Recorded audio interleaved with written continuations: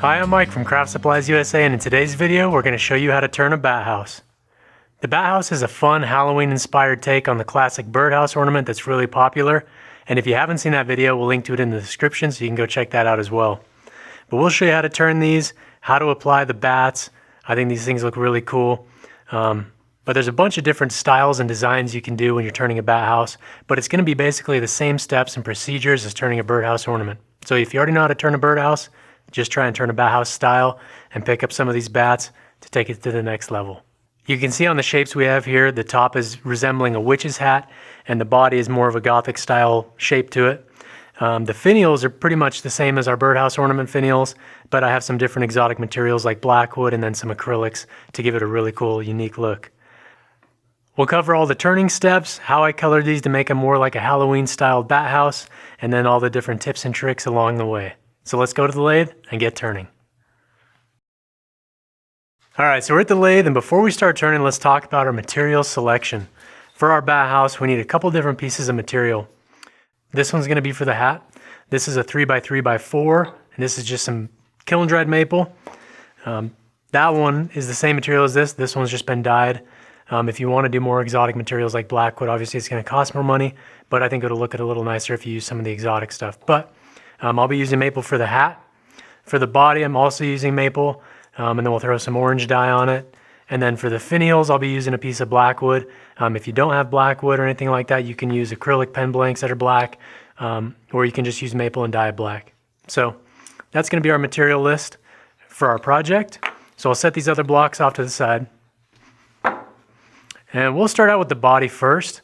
We're going to get this thing turned, throw a tenon on it, start shaping the body, getting the recess for the lid cut into it, and then drilling our holes for the finials and then the perch.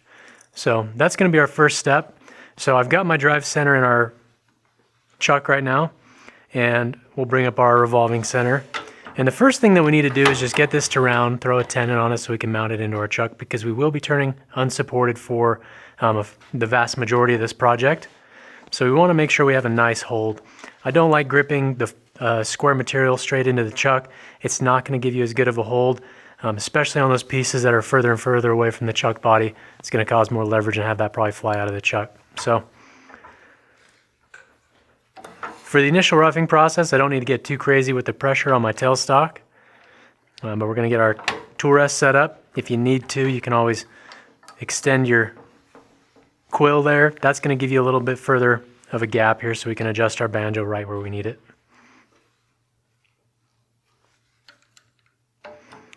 Give that a quick spin, make sure you're not contacting the tool rest.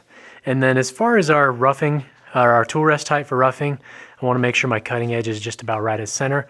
We'll be using a spindle roughing gouge to get this to round, then we'll be using our skew to throw our tenon on there, and then we can mount this into our chuck. Alright, so I'll be using a 3/4 spindle roughing gouge to get this down to round. And then we'll just grab our skew here, that way we can cut our tenon as well. Before we start turning, make sure you have safety glasses, a face shield, dust protection, or dust collection as well. So make sure you take care of the safety steps before we start turning. And anytime I start a new piece, I like to start at a 0, bring it up to speed. It's a good safety tip for you. And we'll be about 1500 RPM to rough this out. Once we get it to round and in our chuck, we can bump up that turning speed. Again, I've got the handle down at my belt line. I've got that flute about 1 o'clock position here. And then we'll just take small bites, just removing the corners. As those teeth from the drive center start biting into the wood, it'll loosen up the fit, so you just need to tighten up that quill as you go along.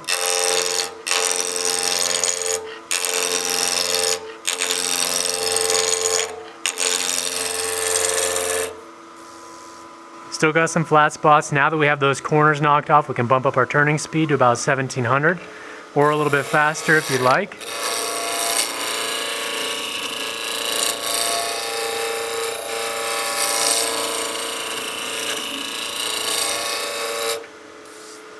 Okay, now let's use our skew. We'll bring up our tool rest just a little closer.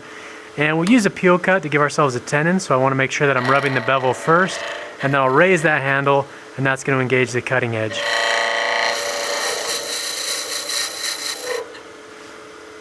We'll give it just a little bit of a taper, so I'm just going to roll that skew over to get that corner down where I need it.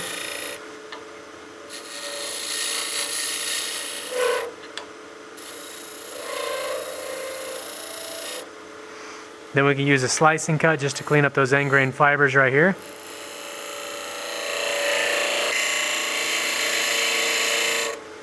Come back in here from this direction, just peeling off any of those raised fibers, and then we'll just throw a small chamfer on there, and then we'll just throw a small chamfer on this piece as well.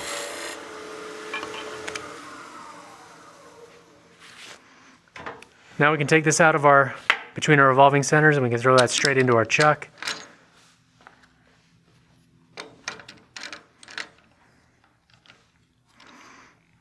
Snug that down nice and tight.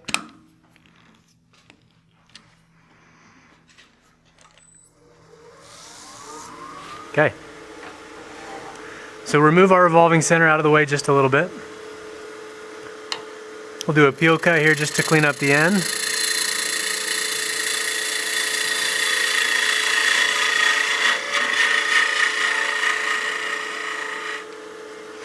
And if you want to, you can use a spindle gouge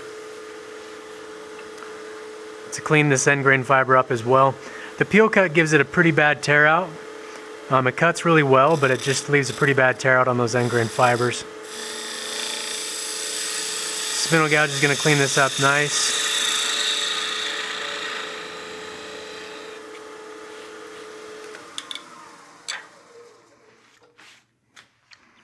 So we've got a really good clean cut fibers on the end grain here.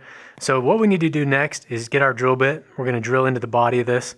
That's going to lighten up the body of our ornament here, make sure this thing stays nice and light.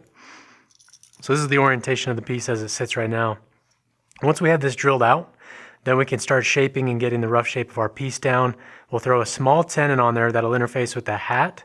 Then we can part this off, mount that on a jam chuck to then drill the bottom hole as well as finish up the bottom of our bat house body. So take my revolving center out of our tailstock here. All right, so I've got my keyless chuck here. We'll bring this up, get our tool rest out of our way. And we'll be drilling this about 3/4 of an inch to an inch deep into the body.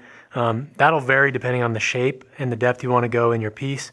So depending on how long the body of your bat house is going to be, you're going to have to adjust some of these dimensions. But we'll be drilling this about 3/4 to an inch. Once we have that drilled out, then we can use a small little scraper just to open up the inside of this to take out more of that material and make sure it stays nice and light as well. So for our drilling speed, we want to drop this down to about 500 RPM. And then I like to keep that tailstock loose until that bit finds its natural center point. Once it does, then I lock that down and then we can start drilling this in.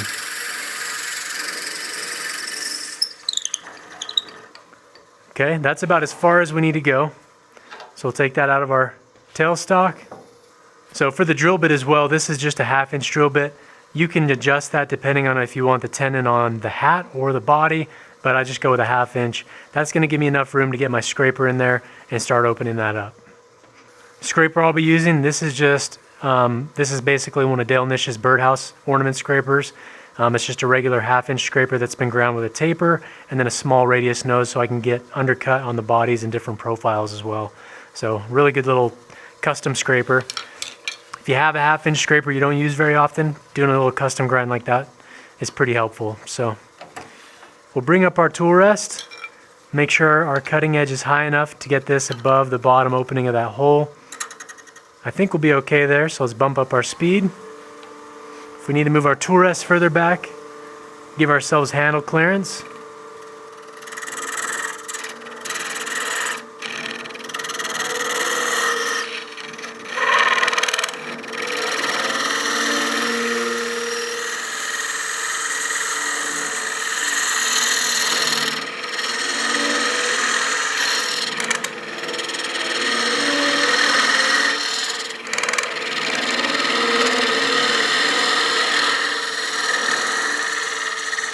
And you don't have to do this if you don't want to.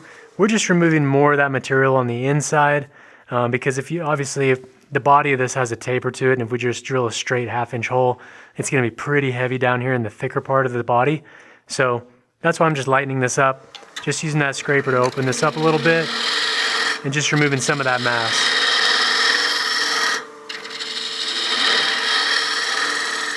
Anytime you're hollowing, you always want to keep your hand and arm on top of your tool handle. That way if it catches and digs in, there's something to stop your handle as well.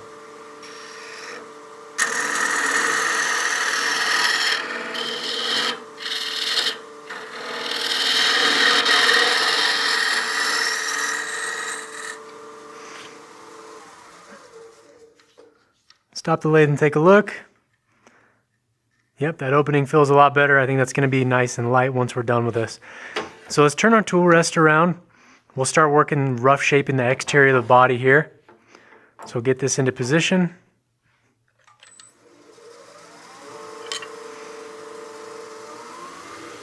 Bump that speed back up.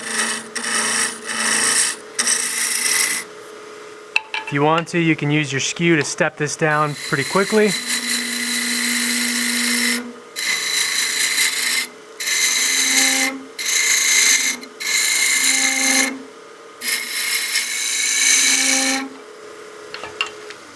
Just going to stop the lathe and take a look at our overall length here. I think we're getting pretty close. So we're going to have about an 1/8 inch of a tenon here on this end. I think the body is basically going to end up right there. So I'm just going to mark this. That way we know where to stop at as well.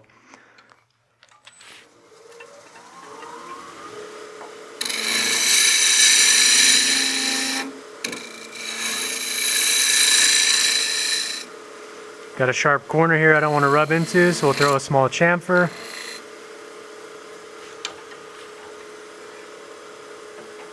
Adjust our tool rest just a little bit closer. Now we can start shaping and getting the final taper we have here.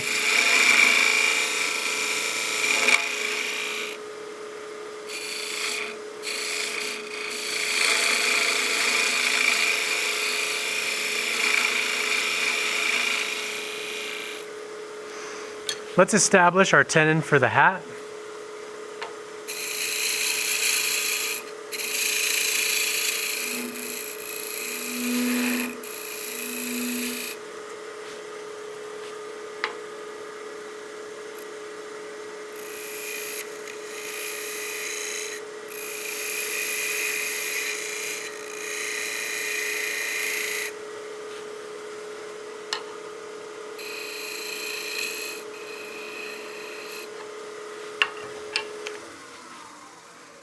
Okay, that tenon's going to be a good size. There's still about a good eighth to a 1/4 inch of diameter. We need to take this down. So I think what I'll do actually is just reduce the diameter of that taper just slightly.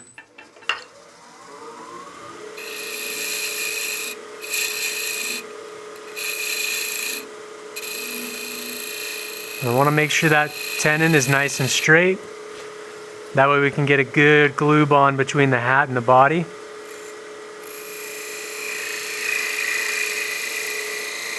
And if anything, I want to slightly undercut this mating surface for the hat.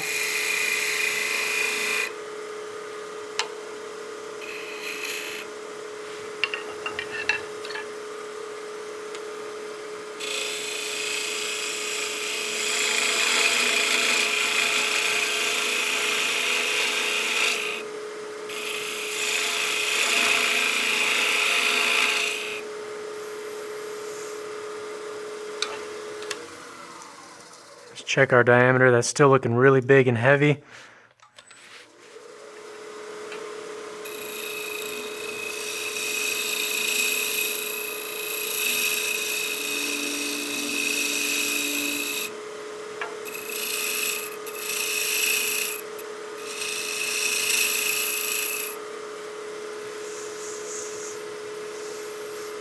We're just using that spindle roughing gouge just to remove more of the bulk, just a little bit quicker than the 3/8 spindle gouge.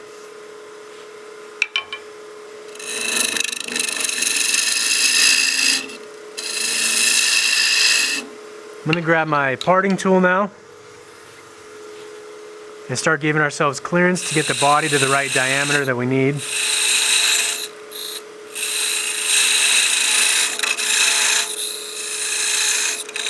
And I don't want to part this down to where I don't have enough material to support the turning. So I'm leaving this about 1 inch diameter down in the bottom of that parting line. That's going to give me room so I can get my spindle gouge in here and start getting that taper for the bottom of the body, while still having the support we need as well.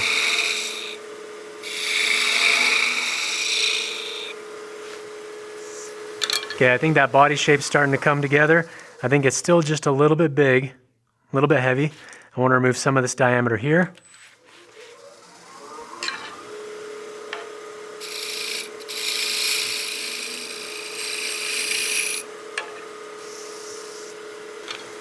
So we're just doing a nice bevel writing cut here with our 3/8 spindle gouge. That's burnishing that surface, leaving a really clean cut surface. If you haven't watched our spindle gouge mastery video, this is one of those practice cuts that we've been doing, so that way when we go to do it on our project, it's nice and efficient. But let's stop the lathe and take a look here. We've got a nice defined transition here. That's going to be one of the things when we sand this, we want to be careful to maintain that as well.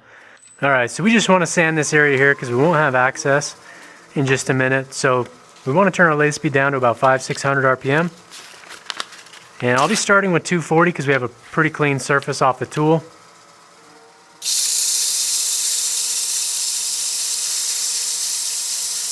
And again, you want to be careful of your transition line right there. So I'm sanding just up to, but not over. And then if you want to sand that tenon just to clean it up, or that surface right there on the end grain, you can as well. Not really necessary because it will be glued together so you won't see it at all. So I'm not going to spend much time there. Now we can go to our 320. And that's going to be it. So now we're ready to part this off. So let's bring our tool rest back up. And I'm using the narrow parting tool, that way I can maintain as much of this material as possible.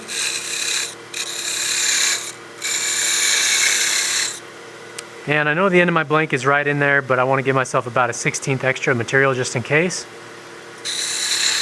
If the parting tool tears out the end grain fibers, that way you have enough material to clean it up and still have the right size of blank. So just part that off and catch it in your hand. Cut that hollow out nice. Got our tenon. And we've got a rough shape. So now what we need to do is turn a jam chuck that we can mount this onto using the rest of this material that we have here.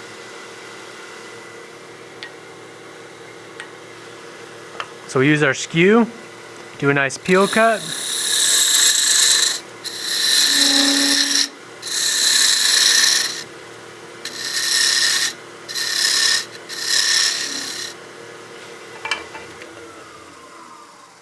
Stop and check, we got about 1/8 of an inch to go. What you can do is throw a small chamfer on there, and then you can hold that up and see if that starts to fit. Looks like it's still off just a little ways.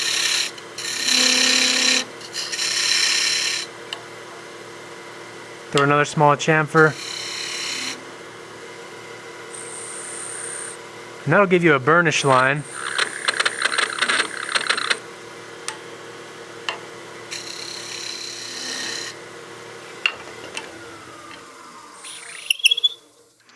You hear that squeaking noise? That means it's going on.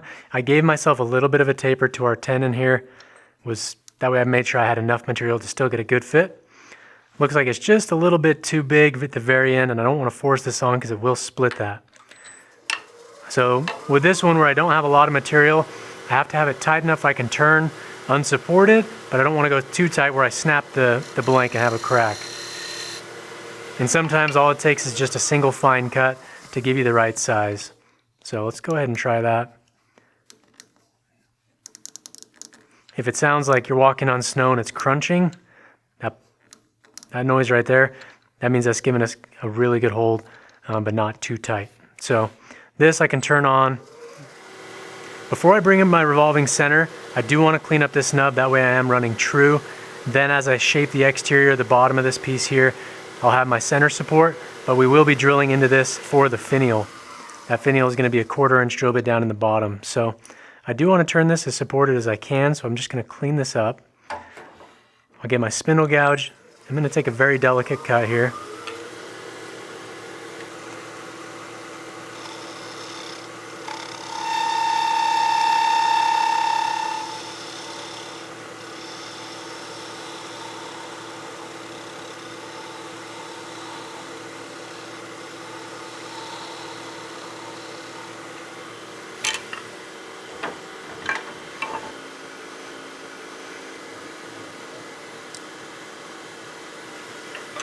Alright, now that we have revolving center support, let's finish shaping the bottom of our bat house body.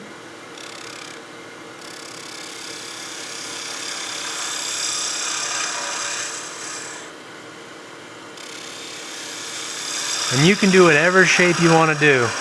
That's the cool thing about this project. is there isn't any one particular shape you have to have on your bat house.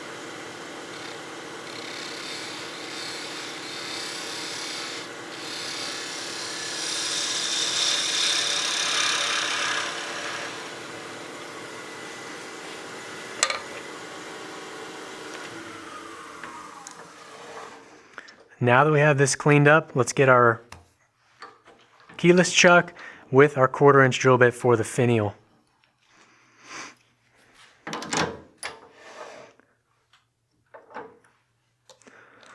Bring that turning speed back down, about 500 RPM.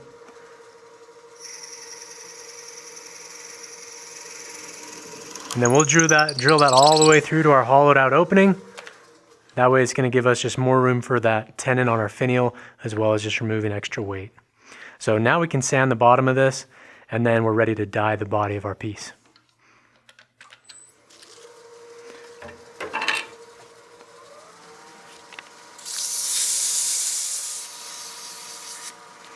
This surface was cut really clean with that spindle gouge, so I'm going with 400 grit to start. Alright, so before we throw dye on this piece, the next thing we need to do is drill the perch hole and then the hole for the bat to go in. And the 2 bits that I like to use for these is going to be a 1/4" for the main opening and then a 3/16 for the perch. So we use our drill and we'll drill these in, and on the birdhouses, I usually have the perch offset, but on the bat houses I like to have them kind of in line. And with this piece having figure in it, I'm going to drill the holes on the side right here where you're not going to see the figure as much, because I want to show off that figure, especially once we put the dye on. It's going to make it look really nice. So I'm just going to eyeball it where I want this first one to be. And I like to use a brad point bit for this as well. Drilling into a rounded piece like this is really hard with a regular twist bit. So use a brad point, that'll help it center up first. And then for the main hole, we're going to be using that 1/4" bit. And then you can just kind of eyeball and space them, but because these are going to be in line, I want them to make sure they're nice and straight. But as far as the distance between the main opening and the perch, that's up to you.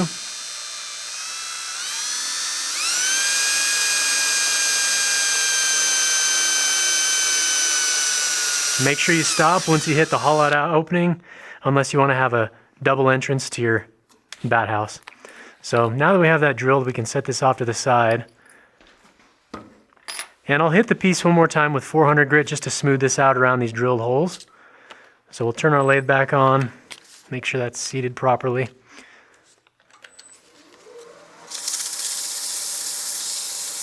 And then just lightly sand. Now we're ready for our dye. We'll be using the orange artisan dye. So we'll get our gloves, we'll get our dye and then a piece of paper towel.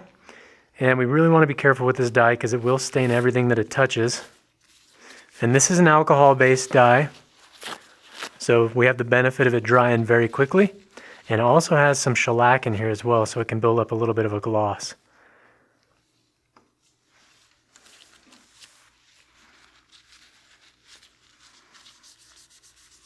The nice thing about the dye is it's really going to show off the figure in our piece. The downside is if you have any tear out, it will emphasize the tear out, so you want to make sure you have a really nice prepared surface for the dye.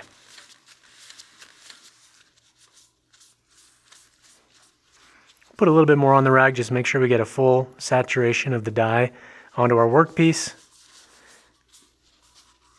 Especially here on the end grain, it's going to absorb in there quite a bit deeper than it will on the side grain, so we want to make sure that we get enough dye in there as well. The other thing too with our opening, we want to make sure we get some dye in that drilled hole. We don't have to worry about that with the perch because it's going to be blocked. But with that main opening exposed, I want to make sure that has dye in there, and that way it looks nice.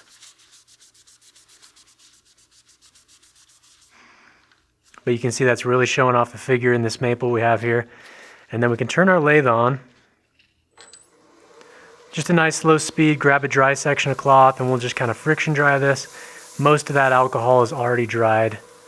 But we're just kind of buffing that friction polish that's in our dye.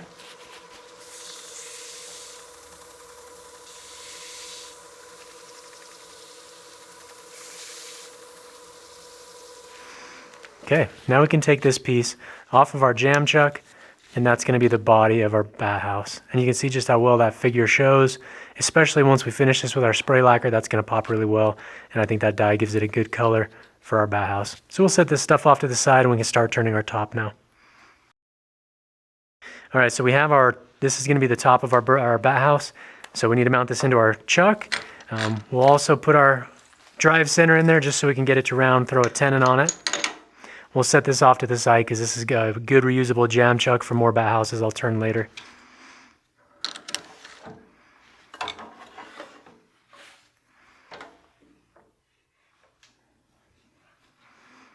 All right, we'll give that a quick spin, make sure that turns by hand. It's hitting that one side, so we'll back that up just a little bit. And now we can start roughing this to round. All right, so let's turn our bump up our turning speed back to our 1500 to 1800.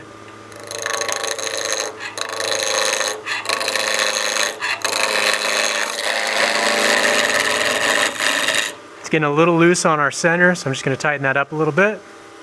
As those prongs bite into the surface, it loosens it up a little bit, so make sure you tighten up your revolving center.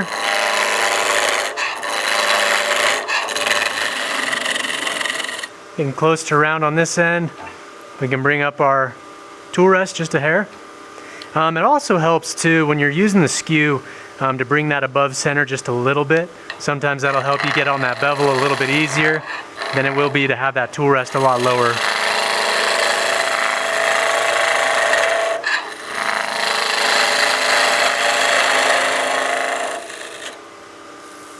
Okay, we're getting close. I want to square up the end of this and we can throw our tenon on.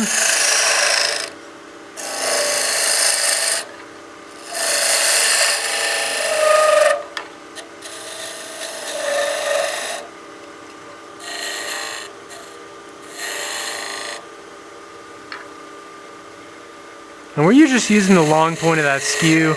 This is going to give us a good slicing cut. If we look at the end grain fibers here, these are going to be cut nice and clean.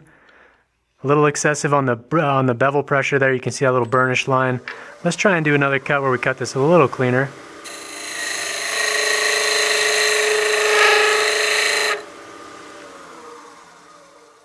Still just a little heavy on the pressure.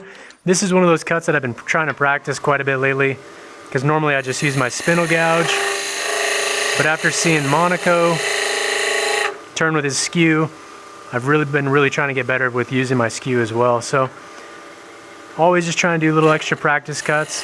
This is just adding time to the project, but we're getting good reps and good practice out of it. So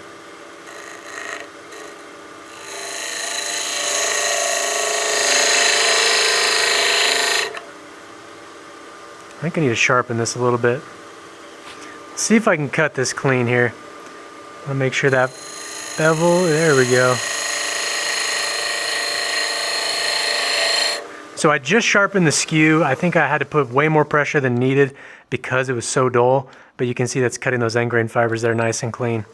So definitely not necessary, and I could have done it a lot quicker with my spindle gouge, but I am trying to get better with my skew. So it's a work in progress. But let's go ahead and take our drive center out of our chuck and we should be able to mount this straight in. I might have made that tenon too small. Chasing the fit there with the skew, I think we'll be okay. Okay, so now that we have this mounted into our chuck, this is the orientation of our hat right now. So the underside of this is going to be where the body glues to the hat, and then we'll create a nice taper for the witch hat as well. So the first thing we need to do is make sure we get this surface clean with a slight concave, and then we can open it up to fit the tenon on our body of our bat house. So if you're going to be turning this to a known dimension, you can use drill bits to get that recess, but we'll just use our skew just to cut our channel in there to fit this. But I think that body looks pretty good there with the orange color and the nice figure in our piece. So let's go ahead and clean up the end of this blank here. We'll throw our undercut on there for our hat, and then we can cut our recess.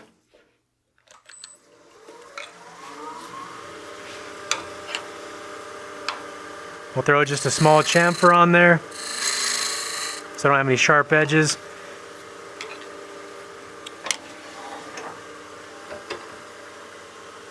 I'll bring my tool rest around, that way my spindle gouge has good proper support all the way across. And then remember, we need to lower our tool rest because we had it quite a bit higher than normal for that skew when we were doing those roughing cuts. So we want to make sure that our cutting edge is on center now with our spindle gouge. And this spindle gouge will give us a really clean surface.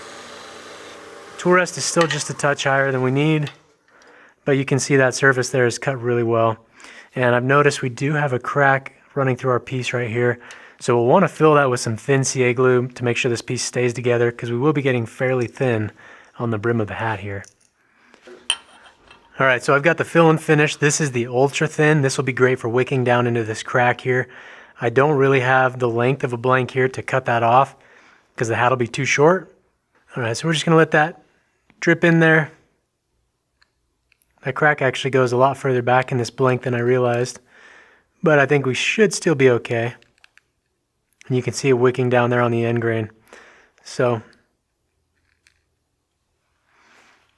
we'll hit that with some activator and let that sit for just a minute. As this is curing, if I turn the lathe on, it'll probably throw some CA glue on me, which I don't want. So I'm just going to let that harden up real quick, and then we'll keep turning. Alright, let's do another cleanup cut here, and we'll start getting our undercut on the rim.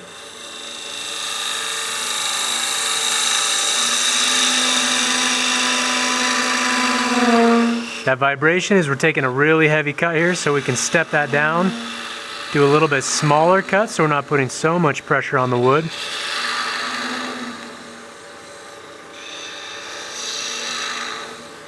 Give ourselves more of an undercut here.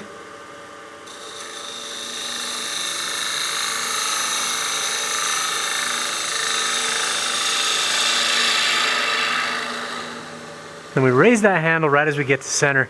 That's one of those things you need to do. So we start with the flute closed, about 3 o'clock position, with that handle fairly parallel to the floor. Once I'm on the bevel and we start engaging that cut, I drop the handle a little bit.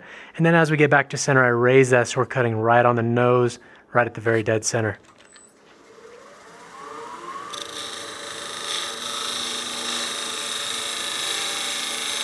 And again, we're looking to minimize bevel pressure.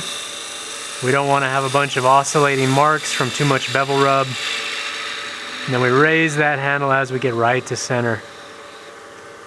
So I think that's enough of an undercut for this hat. Let's go ahead and start cutting our recess for the tenon on the body here. All right, to cut that recess, we're going to use our skew. If we need to, make sure you have that revolving center all the way out of the way.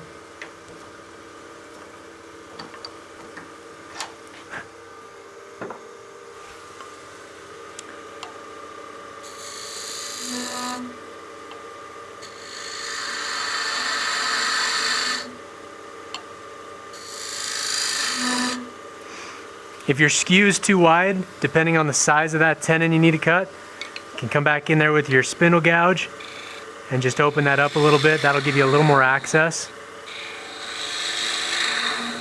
To get the depth you need, then you can come from this direction and then cut towards that shoulder.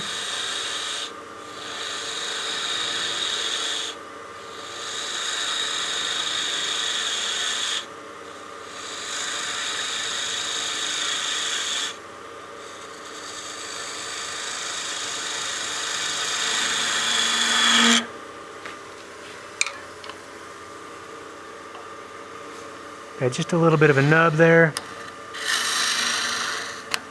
And if you want to, you can drill out part of the hat a little bit just to lighten it up if you feel like you need to. If you're using a really dense exotic like Blackwood, that might be worth doing, but on a piece of maple like this, I don't feel like we need to. Let's go ahead and check. We're really close to our fit on this. I want it to be not a tight fit, but I want it to be something where once we glue it, we have a good mechanical joint there. Nothing too sloppy, but nothing too tight.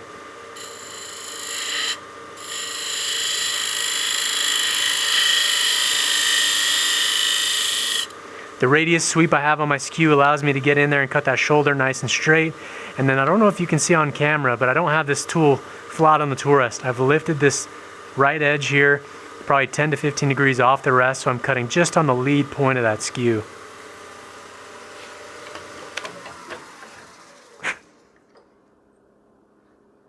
Okay, that's going to be too tight of a fit. I don't want to jam that in there.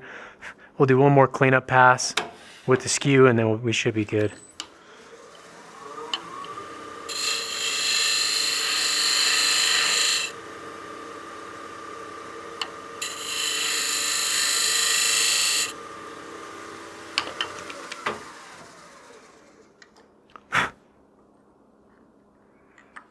Okay, still just a little tight on the inside edge there. If you're having a hard time with that size of skew getting in there, we can use this spindle gouge to get that wall nice and straight.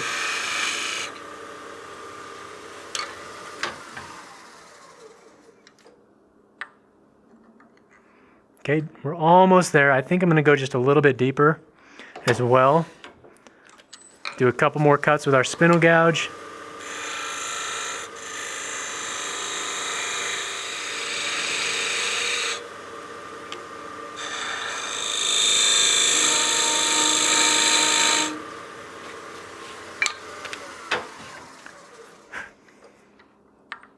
Okay, and that's perfect.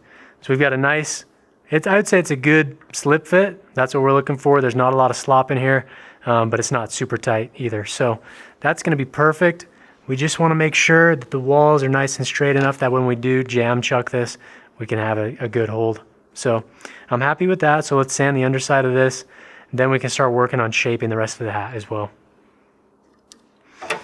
One thing I need to do as well before I move on, I need to create just a small little dimple right in the center for my revolving center to register against. That way we can still have our tailstock for support.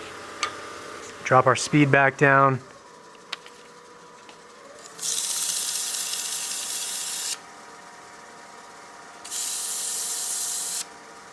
I still got a big bump of CA glue there. The sandpaper is not going to take that off very quickly.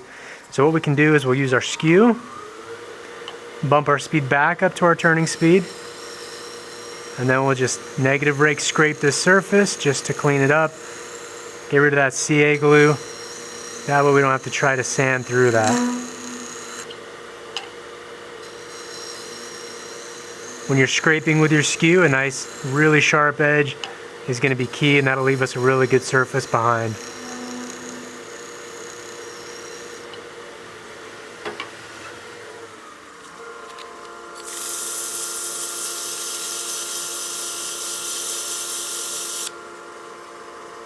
Super smooth surface.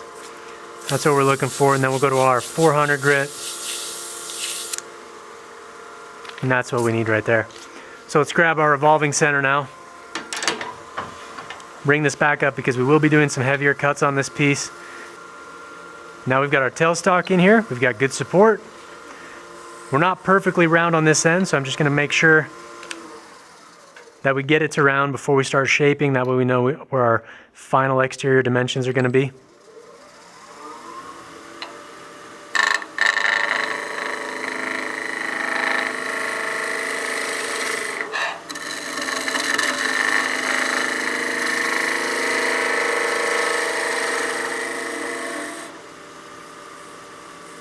Still just a little bit of a flat spot here. I'm actually just going to do a quick peel cut to get us to round.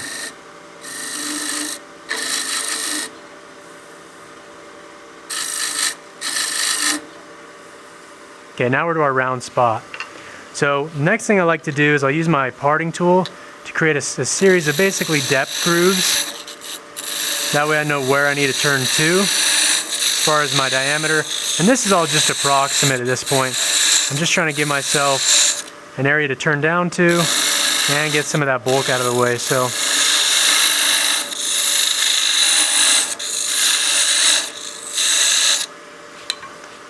we'll start with that spindle gouge and start paring this down.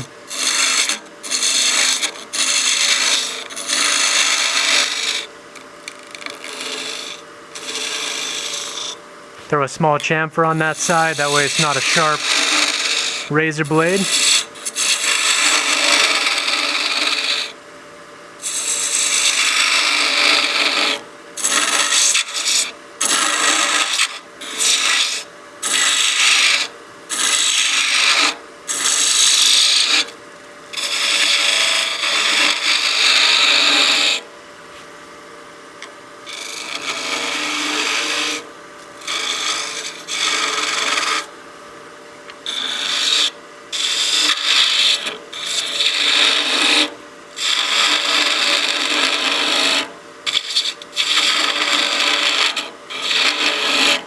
So we're probably going to need to sharpen this spindle gouge in just a minute.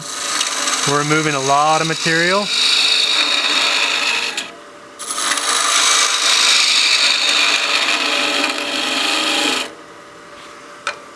Now that we have some of that out of the way, we can start stepping down the hat to our tapered shape. Nice little peel cut.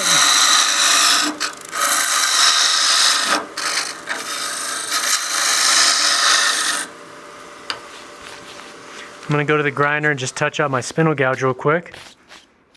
All right, so we've just sharpened up our spindle gouge. This should cut look really nice and clean for us. Before I make this brim too small, I want to see where this crack is. Make sure that CA glue is holding this together. I think we need just a little bit of CA glue on this side. Backside obviously is filled nice, so let's just put a little bit on the front side of this crack because this brim is going to get fairly thin and I really don't want to have this thing come apart.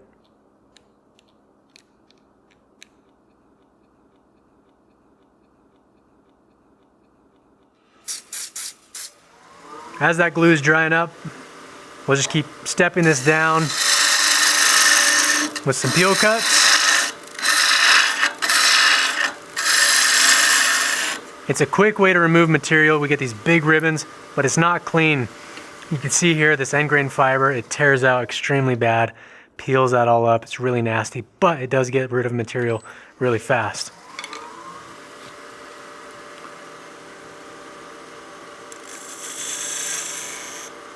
I'm going to throw a small chamfer on this side. Now we can start getting the thickness of our brim where we want. And I really don't want to have a skate here. I don't know if this piece will hold together with that crack we have running through it. So when I'm trying to avoid that skate and I'm starting out here on this outside edge, I really have to make sure my flute is closed at that 9 o'clock position right now.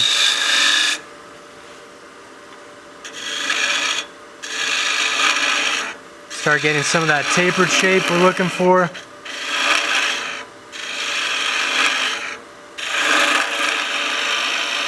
We'll have to move our rest in just a minute because as this piece gets smaller, we're going to be further and further over our rest, which I really don't want to be too far over the rest with this small of a gouge.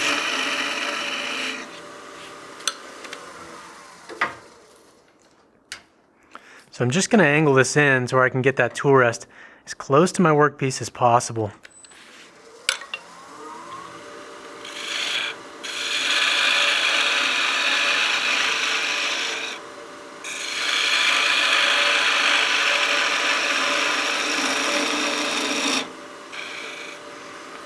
This end of our hat where the taper starts is still quite a little bit bigger than I'd like.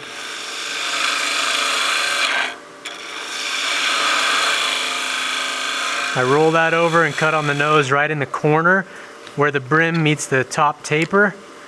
I roll that over and use just the nose of the gouge to get in there. Then we can pick up the bevel here and continue this cut down a ways. Come back in from this side. Again, there's quite a bit of tool movement here. This isn't a super easy cut unless you've been practicing, which hopefully you've all been practicing your skills.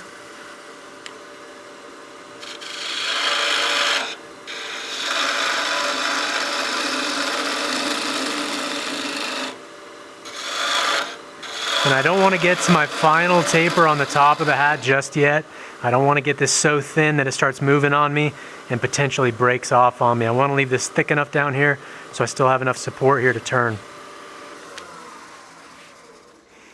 One thing I'm going to do is just check the diameter of the hat in relation to the body, and this is still probably 1/4 inch too big in diameter.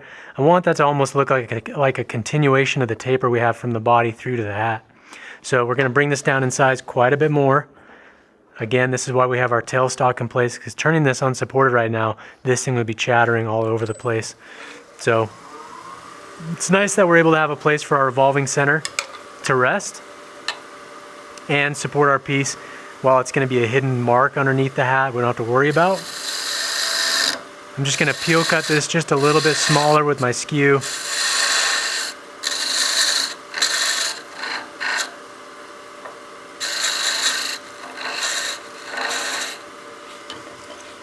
Peel cuts tear the fiber out super bad, so we'll clean that up with our spindle gouge.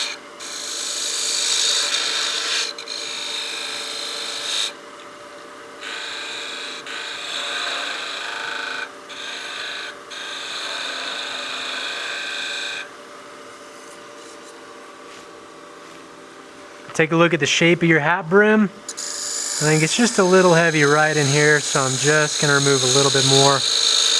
Again, raise that handle so the nose is cutting in there where the taper of that hat meets the brim.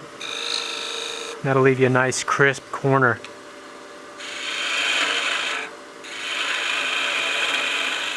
It's kind of an awkward position here because I can't really get my hand where I need it, so if you need to, you can put it on top of the revolving center, the part that's not spinning obviously, and use that thumb for a little support behind the tool.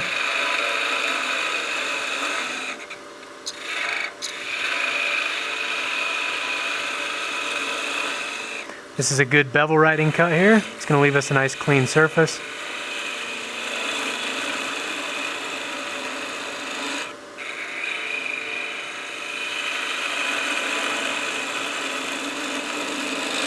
The nice thing is you can rub that bevel back and forth, slightly moving the handle until you eventually pick up that cut, and then you can start tapering the top of our hat.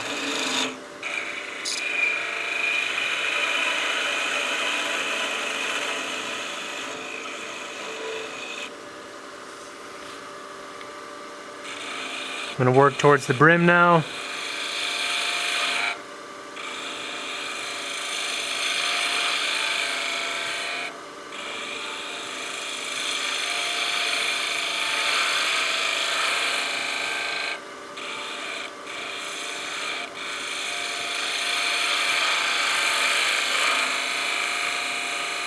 I roll that flute closed and end up with the nose right in the corner. And you can see the surface we have here on this end grain fiber is cut really nice and clean. There's just a little bit of a burnish line from the bevel, but the corner there is cut nice and clean. So let's continue to get our taper that we need here. If you want to, you can use the long point of our skew here to get that taper. The only downside is this tool is a little bit big and unwieldy in this small area we have to work, so that's why I'm using my spindle gouge, as well as I'm not that great with my skew.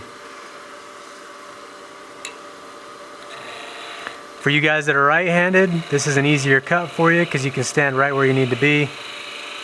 But me being a lefty, it's really awkward, so I'll actually turn right-handed for this little last bit.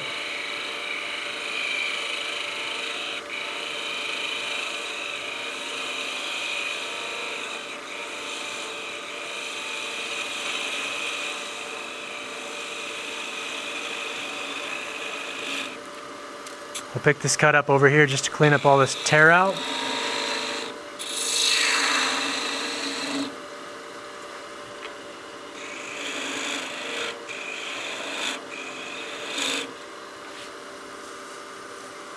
Okay, I think the bottom diameter there is really good. Now let's just focus on getting that right amount of taper that we need.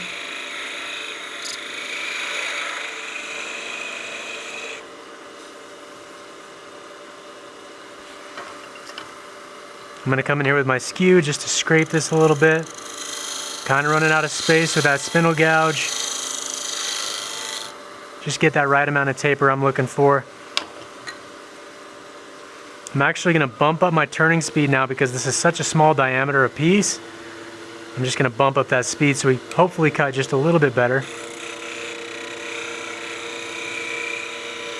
We're going to give this just a little more taper starting here in the middle. And before we get too thin, we're going to want to sand the brim of the hat and the majority of the hat as well. Sand as much as possible before we get this thing too thin.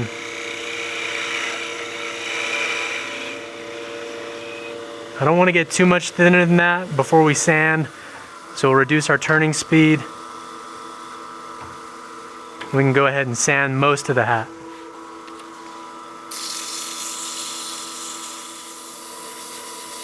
Obviously, whenever you're sanding, you want to make sure you have a dust mask, respirator, some sort of dust filtration.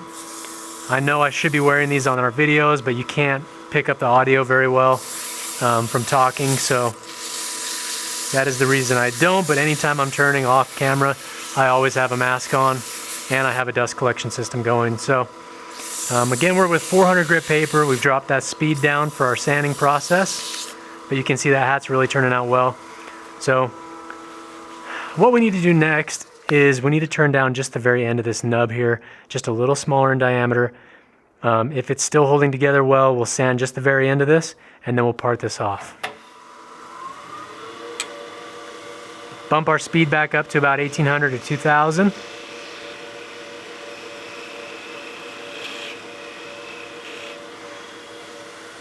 I think that's about as small as we need to go. So I'll just sand this little area real quick that we just turned.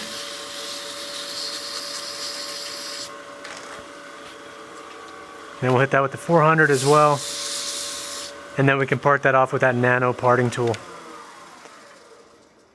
The nano parting tool is super skinny, so I need to get that tool rest as close as possible because this thing's only about a 32nd of an inch wide. And I'm gonna back up the tailstock just back off the pressure just a hair. And then we're gonna part this off and catch it.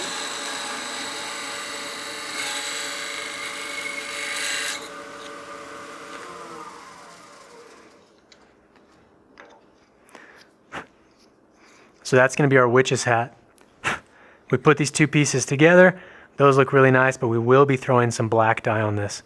So what I want to do while I have this waste block still in here, I'm just going to turn myself a small little tenon. I can mount that on while I rub the black dye on, as well as we do need to drill the top of this for our eyelet screw. All right, so now we need to turn in a little tenon so we can remount the hat and drill the eyelet screw here and just clean up the very end there that we parted off. So let's use our skew. We'll do a nice peel cut here, give ourselves a tenon. The tenon needs to be just under a 1/4 inch long. So I've left myself a little extra bit of length on this tenon here just to get us away from our chuck jaws.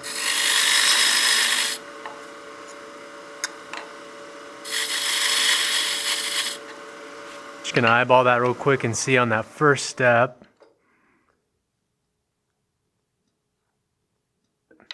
So that first step is going to be where we need to be, just a little bit bigger than that. So I'm going to give it just a slight taper to it. Because it went on and it wasn't as snug as I would like. So we're just going to lengthen this out. Use the edge of that skew rolled up on edge, a few degrees off the rest. And that should give us a nice cut.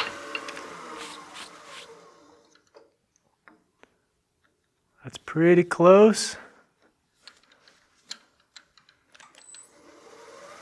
Great. So a nice press fit. We're not really going to be turning on this. I just want to sand it a little bit and clean up the end, and then we can also drill that really tiny hole for the eyelet screw. So while we have this mounted, I'm going to grab my 400 grit sandpaper. Just lightly sand the end of this here.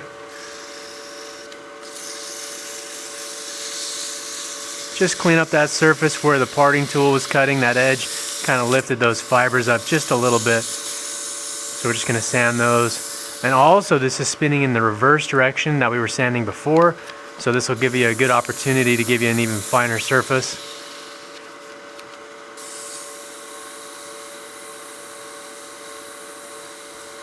All right, I'm going to drop that speed down and we'll grab our keyless chuck and the drill bit we need. Keyless chuck in, and this is a 64th of an inch drill bit. It's going to be a little bit bigger than the threads of the eyelet screw. If you had something even smaller, that would fit a little better. When I put my eyelet screw in, I'm going to put a little bit of CA glue in that hole, and then I'm just going to drop my eyelet screw straight in. So if you want to have your eyelet screw thread directly into the top, you can drill with a smaller bit and that'll fit a little bit better for you.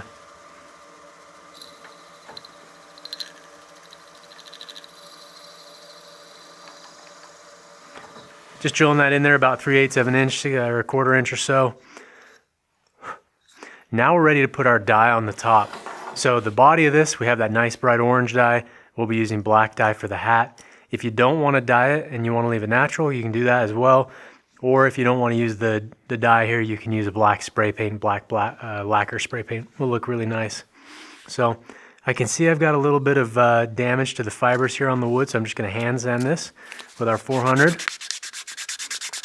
Because that dye will emphasize any tear out or any imperfections in the grain, as well as sanding marks. I'm just going to sand this and try and get rid of some of these sanding marks as well.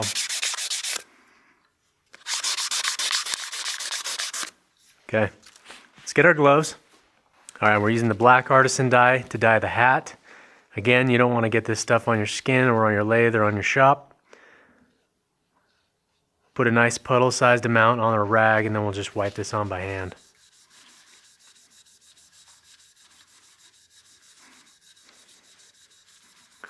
If you still want to maintain some of the grain, you can thin this out with alcohol.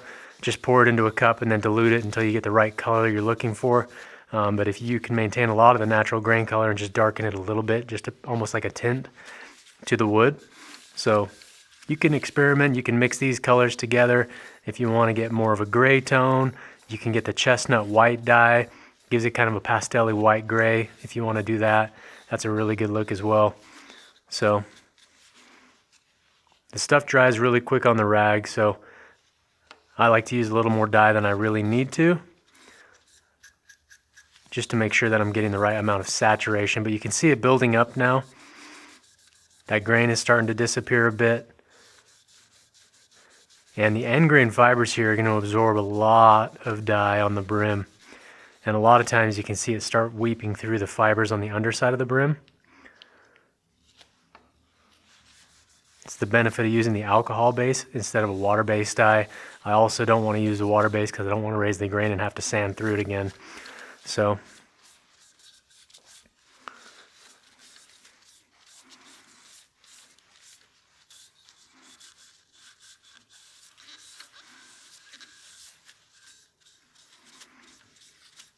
I think that's looking pretty sharp.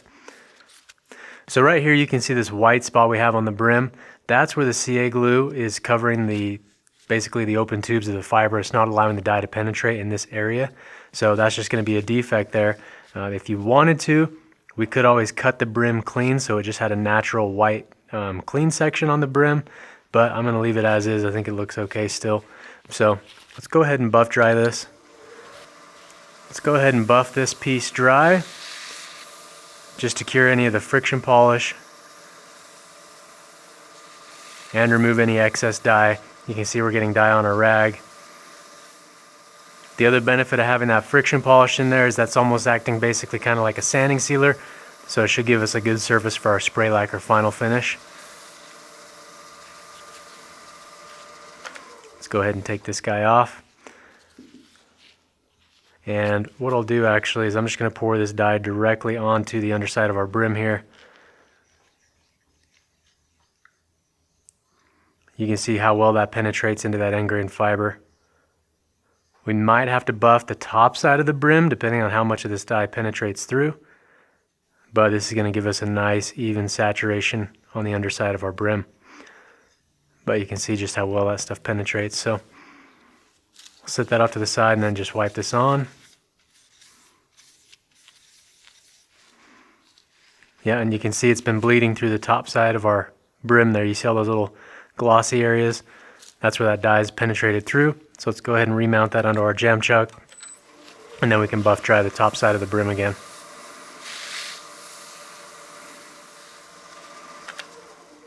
Okay, pull this off and just buff dry the bottom by hand. Now we can set this off to the side. We'll let that finish evaporate and all the alcohol out. And then we're going to be ready to glue these parts together and get our spray lacquer finish. But the next step is going to be doing our finials. So we'll set those two parts off to the side. I don't want to pick up that orange one right now because I have the black dye on my gloves. But let's turn our finials. And then once we get the finials done, we can glue everything together. Then we can take it outside, put our spray lacquer final finish on, glue the bat on, and then we'll be done with the project. For the finials, we'll be using Blackwood. I think the Blackwood's going to give it a really nice touch. I like it over doing the dyed maple finials, plus it's going to give me a little bit more strength and durability as far as turning a really small finial, give us that rigidity and strength we need from our material. If I wasn't, another thing you could do too is dyed black stabilized maple would be really good. Stabilizing that material is going to give you a lot more strength in it as well, and it will turn similar to the Blackwood. So I'm going to set my dye off to the side just so I don't knock this off onto our floor. And we can take our VM120 off of our lathe.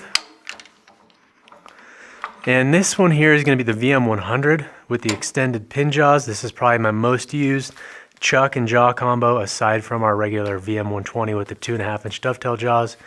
But the nice thing is I can press that blank in there and it recesses it in quite a ways, gives us a good hold. We can turn our finials and then just part this off and save the remainder of this blank for another project.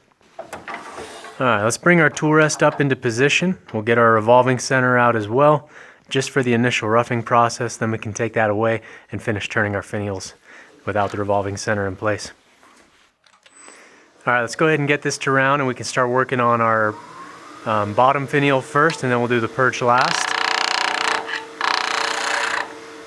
I'm just a little bit high above center than I need to be. I'm just going to drop that down slightly. Using the long point of the skew to cut in this direction.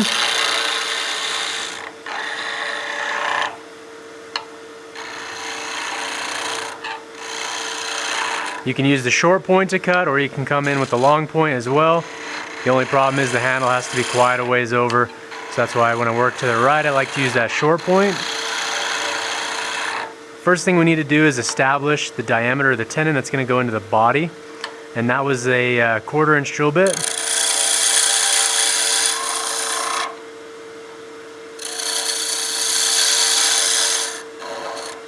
We're hitting our revolving center now, so I'm going to remove the revolving center. Now we're going to have to be a little more delicate with our cuts here. We are going to get some chatter. If we need to, we can try and support that end of the blank with our fingers.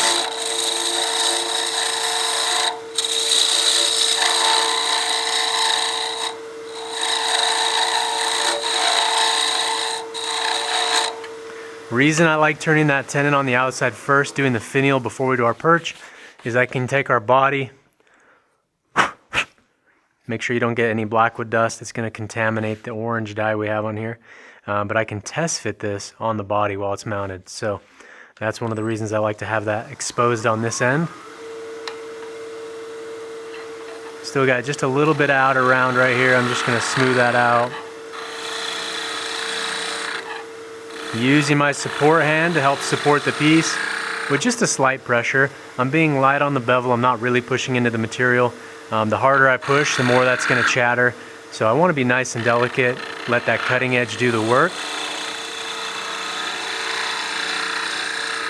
And my hand here, it's not even getting barely above just, body temperature. It's not getting hot.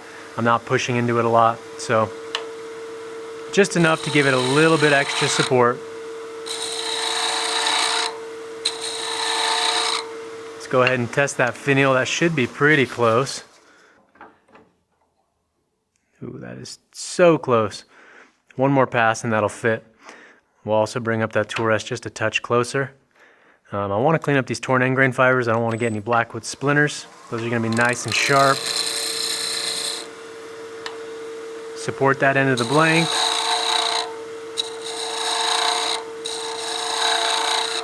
If you're worried about chatter, we could always have parted this off and put that further into our chuck so we wouldn't be so far extended. We wouldn't be getting the chatter if we had done that, but go ahead and test fit. Perfect. So now we need to start getting the shape of our finial, whatever you'd like to go with, something nice and delicate, a little half round to a cove, something that looks good. You can play around with that a little bit, but now that we have that cut, our tenon appropriately sized, we can bring up our tailstock again and give us just a little extra support so I don't have to use my hand to do it. I'm just going to make sure that I've got my tool rest far enough away we're not going to contact. And then because this tenon is so small and I'm using a 60-degree cone, if I have a lot of pressure from my tailstock, it's going to split that tenon. So all I'm doing is just snug, and that's all I'm going to do as far as the pressure with our tailstock. That's going to give us just the support we need without splitting our blank. So now I'm going to switch to my spindle gouge and we'll start getting the radius we're looking for.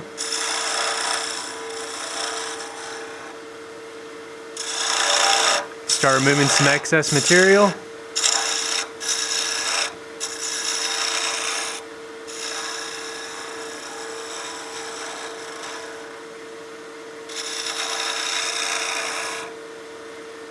I think I'm going to go for a nice little bead right here. Spindle gouge makes quick work of this. It also burnishes that Blackwood and gives it a really nice polish. That bevel's basically heating up the oils in the wood and is polishing that surface. You can see it's got a pretty good gloss to it just off the tool.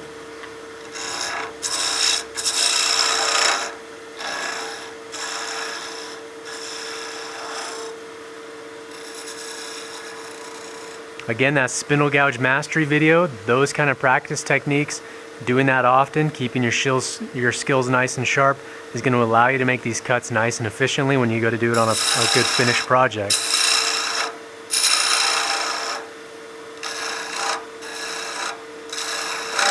As far as the length of our finial, I'd say I'm probably going to go to about basically the top of that shoulder there. That's going to be our overall length, what I'm shooting for. We can switch to our skew, do a nice peel cut, just to get rid of some of this material. Use that long point.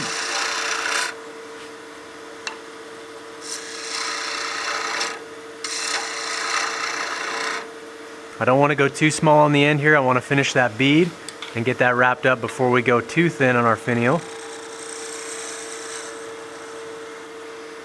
As I'm using this spindle gouge for the bead, I'm starting basically at 12 and I'm rolling that close to 3, and then I'm starting at 12 and rolling that close to 9 o'clock. It's just a nice continuous fluid motion with my hand and the tool, trying to get that nice smooth motion. That'll give you a smoother surface and a nice rounded bead. I think the size of that bead, let's stop and take a look. Just eyeballing here, I think that bead's still a little bit oversized for the size of the body here. We want to make sure that it looks nice and delicate, not too heavy.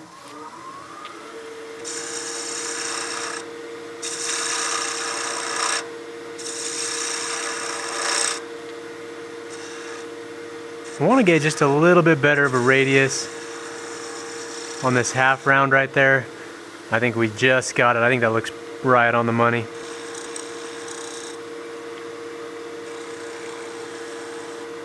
Just cleaning up down there, make sure that detail is nice and crisp. Now I'll start moving some of the mass right here. I'm using a little bit skinnier skew. This is a 3/4 instead of that 1 inch. The 1 inch was just a little bit too wide to get in here where I need to be. Using the long point of that skew.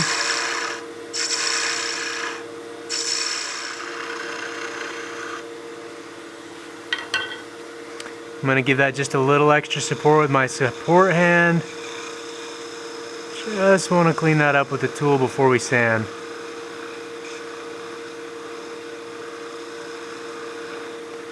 We're about a 1/16 of an inch diameter down here at the very bottom of our finial.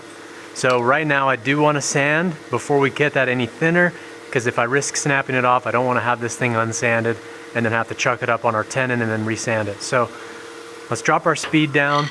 We got a pretty clean surface off the tool. I'm going to start with 400, see if that's going to cut efficiently for what we need this to do. I'm just looking to just smooth out any little imperfections we have. And that 400 looks like it seems to be doing the job okay. That's the nice thing with those bevel writing cuts, is they're going to leave a really clean surface behind, especially with a nice sharp tool. That's one of the biggest things we see in our classes, is guys don't sharpen their tools often enough, which then makes the risk of a catch a lot more increased, as well as you have to push a lot harder on the tool to make it cut, and it's just generally unsafe, and it makes turning less enjoyable when you have a dull tool. So always keep those tools nice and sharp. And then we'll just go ahead and sand this, just smoothing out that little ball we have here, that bead. I think that looks really nice.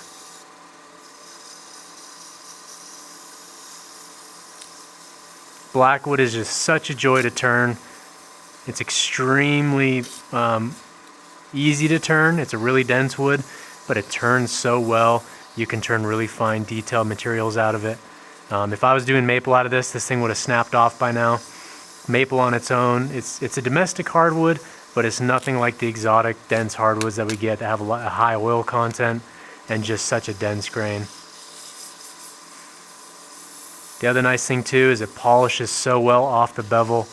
It's just a joy to turn. The only downside is it's extremely expensive, so I generally save my Blackwood pen blanks for projects like this. So if you can swing it, get some Blackwood for your finials. They're going to look really nice. Alright, now that we've sanded that with 400, I'm going to hit it with our scratch free. That's going to really enhance and refine that surface of the Blackwood. And because we're going to be doing a spray lacquer finish on this piece, we'll need to strip it with denatured alcohol after we do the scratch free, just to remove any of the waxes and oils, and that way we can have this bond. I'm going to bump that speed back up. Make sure I get my rag down in the groove there between those two beads. Now that we've polished the surface, we'll just get some denatured alcohol on our rag and then strip the waxes and oils off the surface.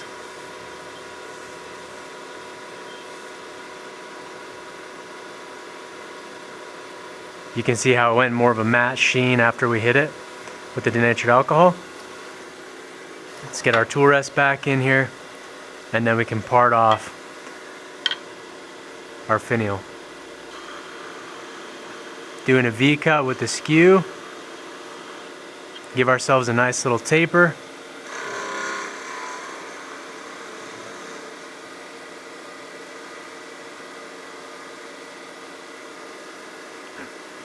And just like that. So that V-cut there with the skew, that's going to cut those end grain fibers nice and clean. But there's our nice little finial.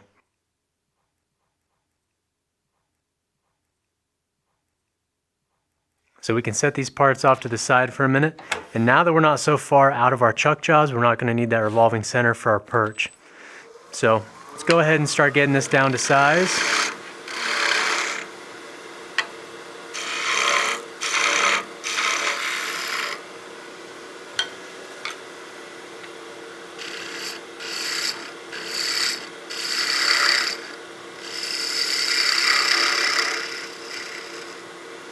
For my perches, I like to do a half round on the end.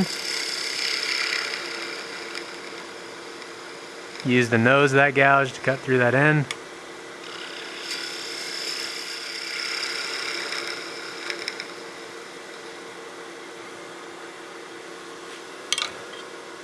Now we can start getting that diameter we need.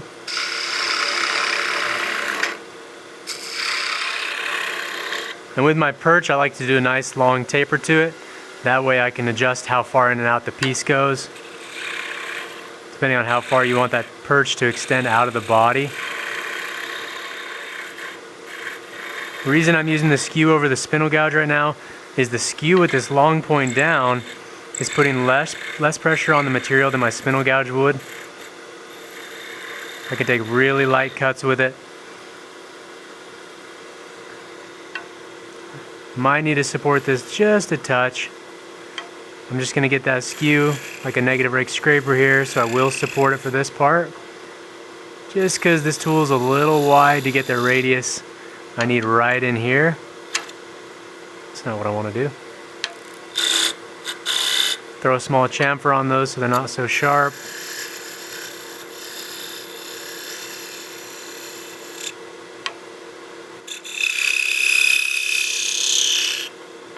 Getting a fair amount of chatter. But that's to be expected with a piece this thin, extended from the jaws like that. Tool rest is just a touch high for my short end of the skew. Just going to drop that.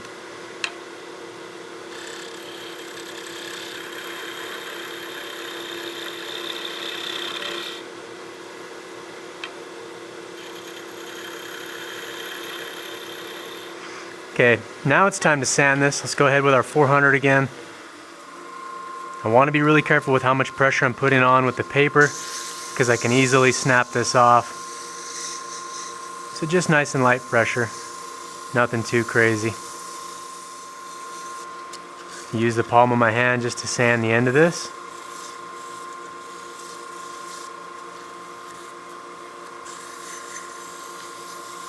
We'll hit that with some scratch free now. And then again, we'll also want to hit this with our denatured alcohol after.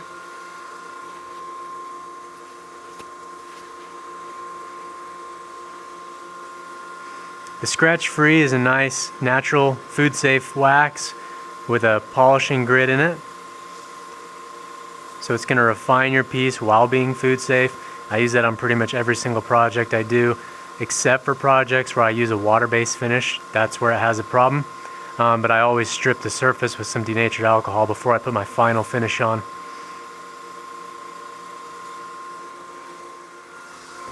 We'll grab that alcohol rag we used earlier.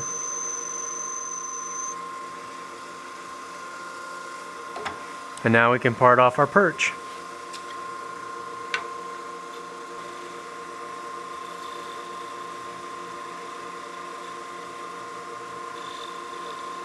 Using the long point of that skew, that's going to allow us to cut that off nice and clean.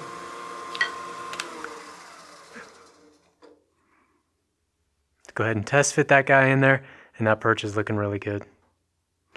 So now that we have all of our pieces turned, everything's ready to glue together to our final finish. Let's clear off the lathe. We'll set something up so we can show you gluing all the pieces together, and then we'll take it outside and throw our spray lacquer on. All right, so we're back at the table. We have all of our parts laid out. I've got my glue. This is the Glue Boost Fill and Finish Original. This is what I'm going to be using to glue this in, and I like to use the whip tips on these. This is a really small fine tip. This allows me to get my glue in exactly where I need it. And I'm just going to coat the inside of that opening with a nice light layer. And then I'll spray activator on the tenon of our perch. And then we'll just set that right in. Give that a few seconds to let that tack up. And then we can do the same thing with our perch. So that needle tip's going to be extremely useful for these smaller openings. Allow us to get that glue right where we need it, but not on the outside of our piece. Spray some activator on our perch, and then we can drop that straight in. So I think that looks pretty good. As that's setting up, we'll set our body down, and we'll coat the inside of our hat. This one we can be a little more generous because there's plenty of room in there for glue. Set that down, just spray a little bit on the body of activator, and then we can set our hat straight on. So we'll let that tack up, but you can see that nice undercut on our rim there. Where it meets the body, that gives it a really good look, rather than that being perfectly straight across. With our perch and our finial on there, that looks really good. I'm really happy with this bat house. All right, before I take this outside to spread, I just want to show you how I'm going to do it. I've got my spray lacquer here. Make sure that that's shaken up really, really well. But you can see I've mounted my bat house just on the drill bit that we use to drill for the eyelet screw. That's going to give me a way to hold this piece so I can spray the entire thing and let that cure. A lot of guys will spray lacquer these parts separate. That's one way you can do it. I like to just do it once everything's together. So I'm just holding that in my keyless chuck. The biggest tip with using spray lacquers is going to be the distance from your piece as well as how heavy of a coat you apply. With the lacquer shot in particular, this stuff goes on really thin, so the risk of getting a run or any drips or anything is pretty minimal. But if you're using other brands of spray lacquer, you want to make sure you're about 8 to 10 inches away and just do light dusting coats for the initial coat.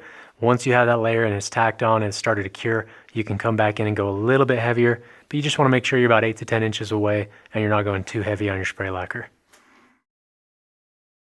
All right, so we're back. We've let our spray lacquer cure. You can see how that dye really darkens up with the spray lacquer on it, and that figure's showing really nice and well. And we've got a good high gloss finish on our bat house. So the next step is to get our little eyelet screw. We're going to glue this into the top of our hat here, and I think once we get that done, we'll throw our bat on, and then this project's going to be complete. So just like before, we're going to be using the fill and finish. This is their original finish, and I've got the whip tip on there. It's going to be just a little tricky to show this, but I'm just going to get that whip tip right in there and apply a small amount of glue. Then we'll drop in our eyelet screw. And then depending on how you want that to sit on a hanger, you can orient that screw in a certain direction if you'd like. With that, with a little burst of activator, and that's going to be the eyelet screw. So let's set this off to the side. And right here we have our bats, and they come in a little sheet of 10. They're 3D printed bats, so we need to break these off the supports. And the really good way to do this is I like to use my thumb just to break the supports first. Break them from the underneath side, and then the bats will pop off. That's going to keep those wing tips really sharp, nice and crisp. So you can see we've got some really good high detail on these bats.